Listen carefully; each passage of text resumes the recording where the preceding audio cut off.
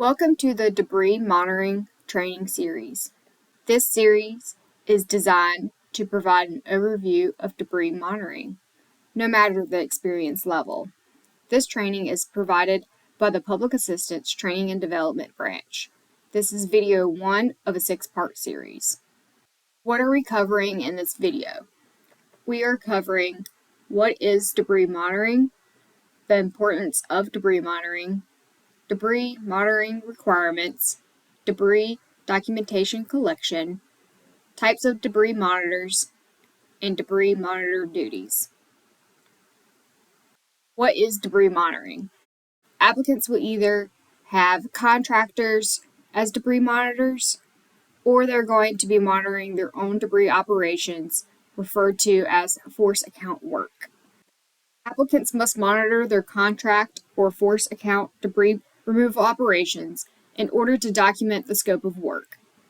What debris are we removing and the costs that are associated with the debris removal.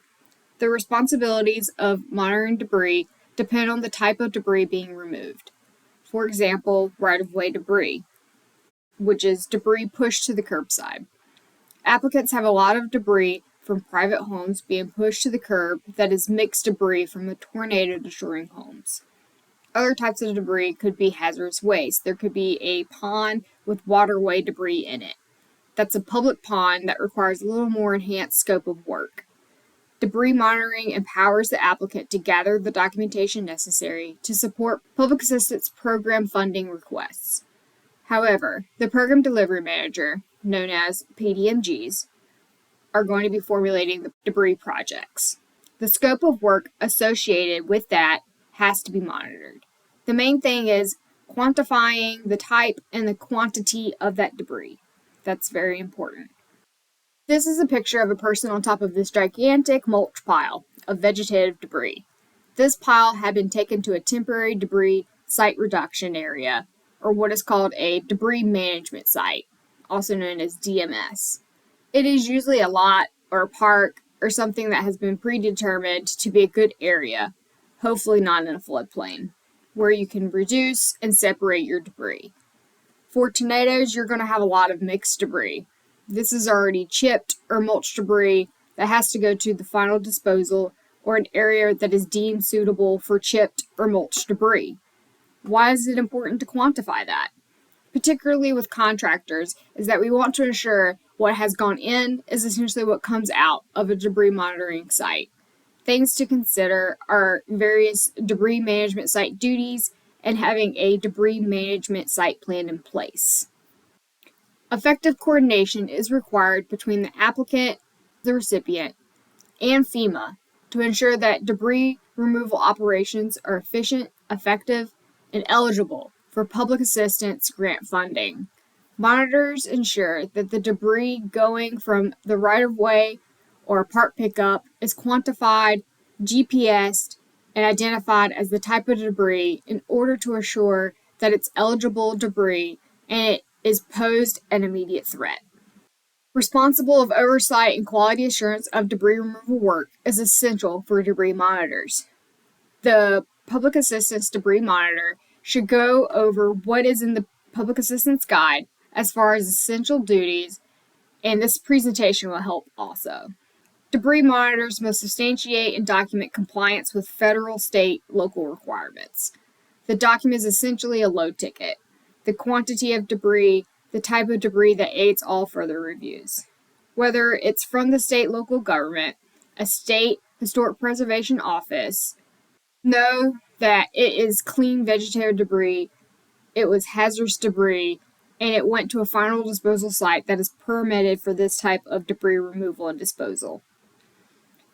Debris monitors essentially establishing a reporting mechanism through the load ticket, identification of where the debris came from.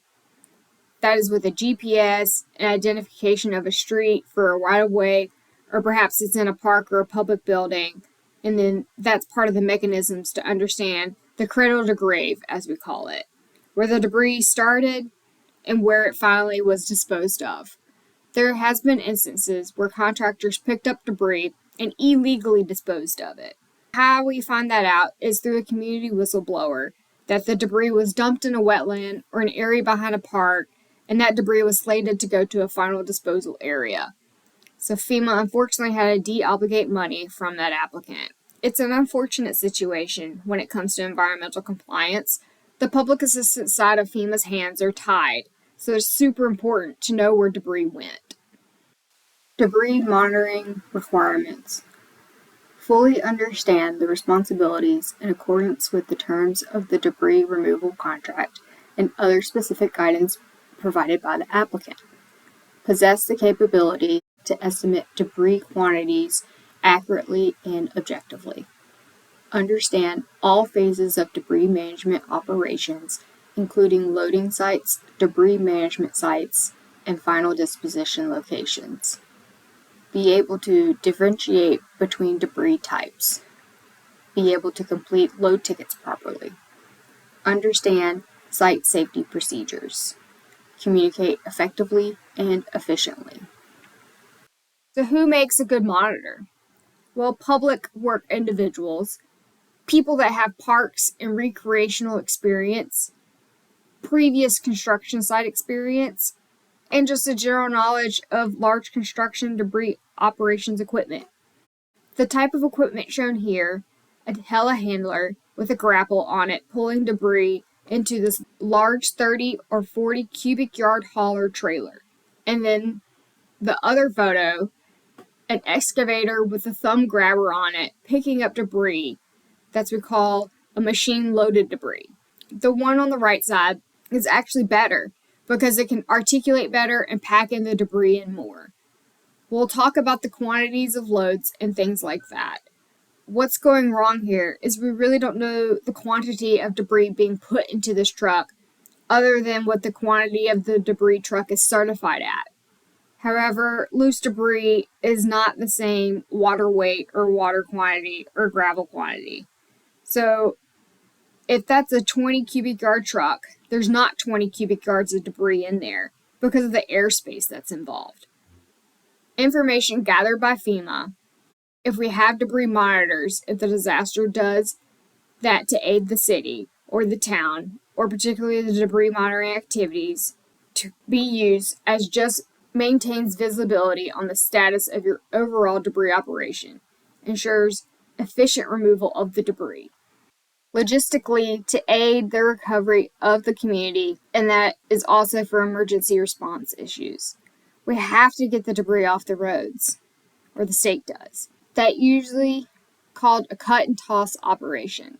When you push debris out of the way initially, that would be captured under a Category B removal, a real fast action to push debris so fire, police, rescue, and debris recovery operations can happen immediately after a storm or an event. And then the actual removal will come after that. Debris documentation collection supports the debris documentation for monitoring, supports eligible work and costs required to receive public assistance program funding, quantifying the amount of debris removed, the work performed, and the cost incurred of the debris removal process. That doesn't happen in the field, but that's done through the established unit costs that the contractor has established with your procurement folks for different types of debris. Vegetative debris, leaning trees, stump extraction, if they meet public assistance requirements. Waterway debris removal, the cost would be figured out when you transfer the quantities and the type of debris into a spreadsheet, meaning what we call a load ticket summary. And then the unit costs are assigned in a column there and then quantified through just the mathematical process. Monitoring debris collection, the processing reduction, meaning did it go from right of way to final disposal, or did it go to an interim spot like a temporary debris site reduction where you had to separate it out? Only you and your field staff will know what's best for you. Often when you have mixed debris, depending on the landfill or where it is going, it has to be separated prior to that location, or perhaps there's also recycling involved. Debris documentation. Important situations to document. Basically, we want to ensure work funded under the Public Assistance Program is eligible in accordance with FEMA guidelines. It is a process and it all starts with the field monitoring folks. Responsibility and oversight. Quality assurance of the debris removal operation is important. That is what monitors do. Information on the quantities of the work completed, such as hazardous leaning trees removed. We call those leaners hazardous tree removal. Documentation that supports, so you could have a unit cost from your contractor to remove right-of-way debris, meaning debris that is at the curbside already. Hazard stumps that need to be extracted. If there are stumps upturned 50%, and if they are hazardous to the community at large, meaning they are near a sidewalk, and if we do not remove it, somebody walking or especially riding a bike could hit it and it's a threat. It should be removed. And it's near improved public infrastructure, then it can be extracted. There's a part in the Public Assistance Guide that discusses this. There would be a unit cost, an upturned stump, a leaning tree that poses a hazard. There's a percentage of leaning that is in play there. FEMA no longer considers a size limit on hanging limbs to be a threat. For example, we used to have 2 inches or thicker to be a threat. I'm just trying to get your mindset around what's coming up and what type of debris is a hazard. Documentation that debris was properly disposed of at a permanent facility. Work with your environmental folks on that. FEMA, if they are in the field, can also assist with state environmental folks with state license through sites. They usually can get a listing in the State Historic Preservation Office, which you've already probably gotten a green sheet from FEMA environmental folks that would have contact numbers. Often we need a permit number for a final disposal site. The PDMG should be helping applicants with that and pointing them in the right direction of logs of environmental monitoring activities. A debris management site that's synonymous with a temporary debris site reduction. The difference is debris management sites as a community usually have something identified always as a debris management site. So that's your go-to area in case of a storm or that you need kind of a lay-down yard for public works. You always have it there available to do debris operations for site reduction. Then you likely already have your disposal sites identified. A word of caution with environmental folks, particularly on mixed debris. Always have your floodplain contact in the city identified that the site is okay, particularly if it's in a floodplain. And your floodplain administrator, just be aware of a temporary debris site or DMS site and get their approval for that. They talk about logs of health and safety issues at debris management sites. That's important because that could increase some monitoring costs that just goes into monitoring safety meetings. Usually the meeting is once a day, going over the type of debris that's coming into a debris management site. The reason we bring that up is often we see costs from debris monitors about safety meetings, and that's okay as long as they're not excessive and redundant.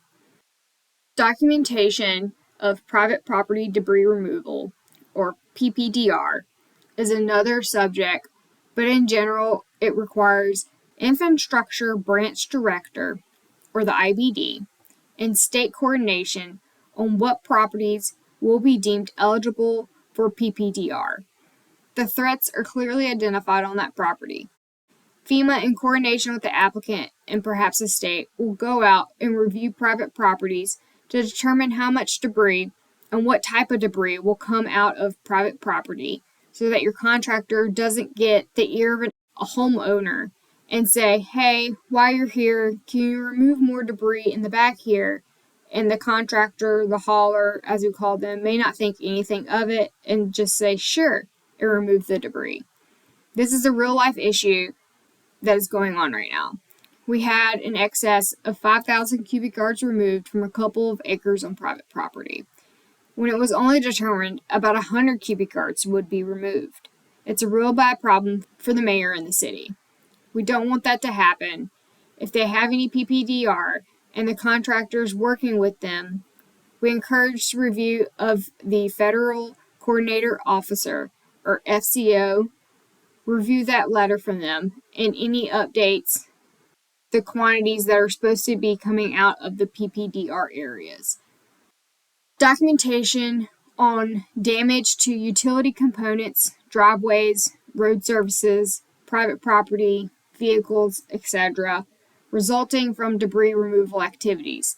The reason that's important is sometimes we just see costs thrown in there into a debris removal operation, but there's no contract identifying if the contract hauler, meaning the contractor that did the debris removal operation, did it through what we refer to as negligence, meaning they ran over curbs that could have been avoided, or it was just unavoidable.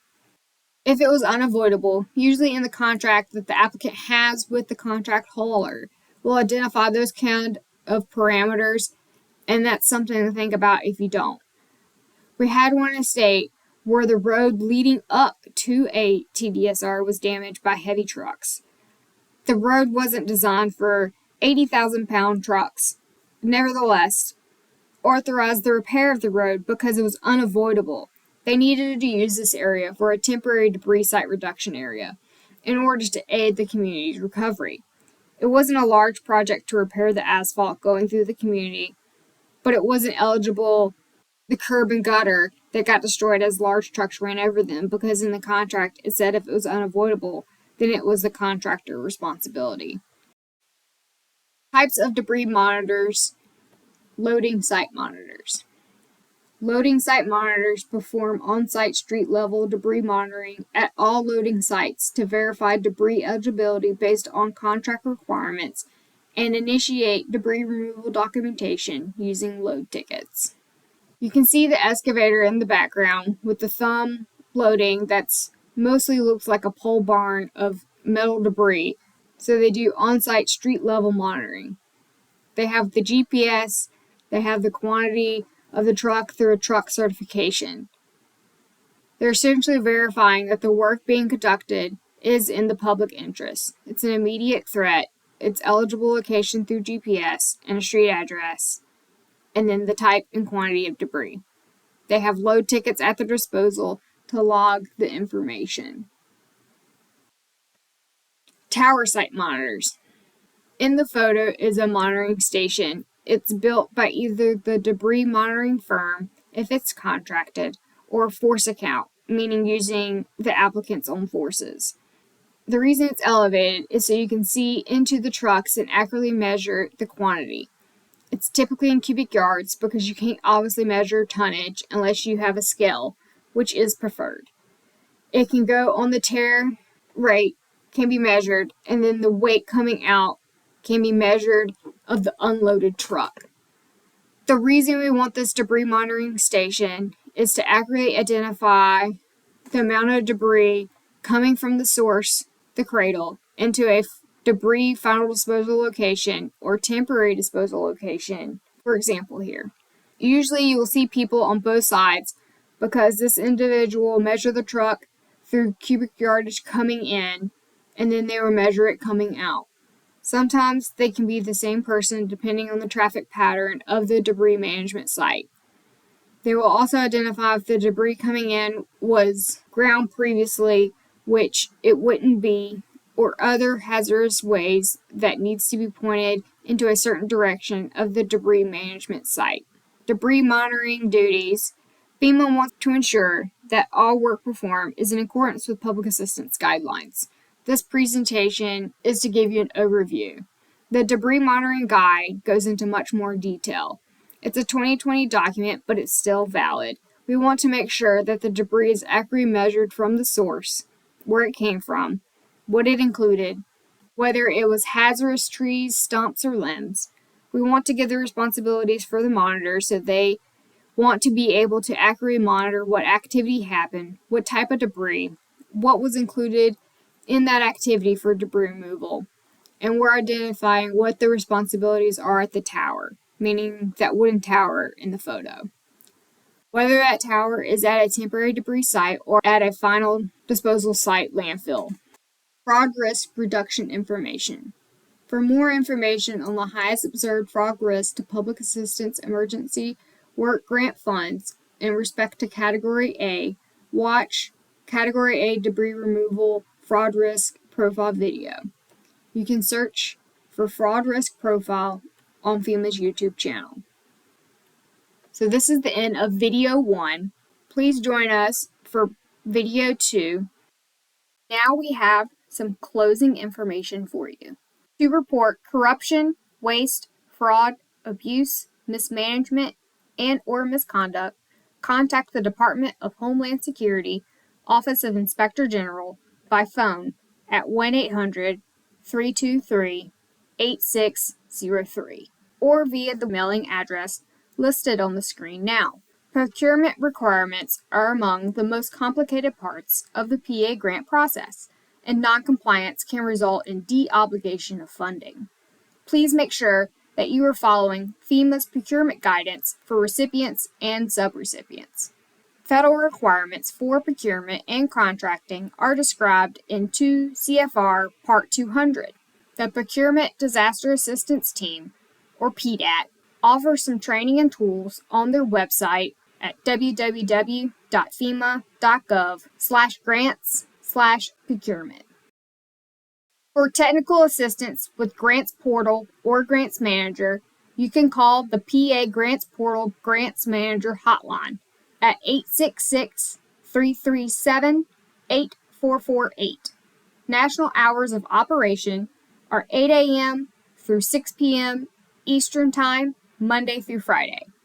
The hotline can also be reached by email at FEMA-recovery-PA-grants@fema.dhs.gov.